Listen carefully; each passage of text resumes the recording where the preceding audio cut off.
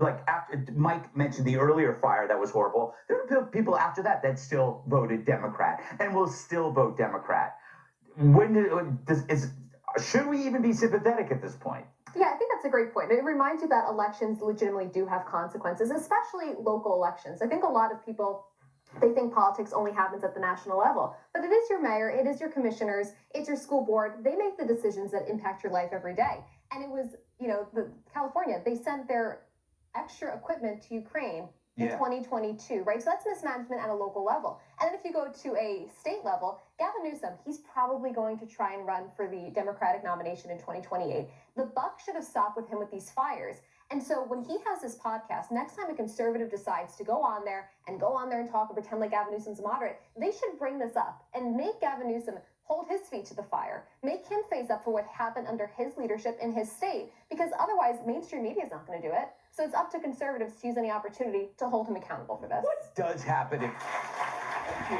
I mean, are we dumb enough to we get another 4 years of bliss? Please run, Gavin. I think, as a fellow Californian, I think all we need to remember about this entire situation, if we go back, is when Gavin Newsom was caught by a woman who had just lost her home. I don't know if you guys remember that video, and ran up to him and said, "I need to speak to you. Can you do something?" And he said, "I'm on the phone with the president right now." Yes. And she said, "Can I hear him? Can you talk to him?" Now, I know President Trump would have said, "Give me the phone." Yeah. We know he does that. Gavin was lying to her face, and then he tried to run away from her. Then he tried to have his security move her so he could close the door behind. That is California. The only bright spot, and there is no bright spot in this. I had a lot of friends. There was a lot of group homes in Altadena, a lot of people. But usually when these tragedies happen, it hits the lower class. And so the lower class never has a voice anyways, and that's who the Democrats are supposed to protect. And then they come in there and they offer the money for their homes. And then say, "Oh, we did this and we did this for you," or FEMA comes and decides who they're going to help or whatever.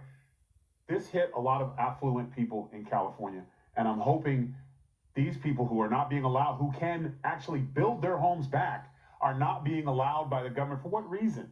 Is it a land grab? Is it what is it like what happened in Maui?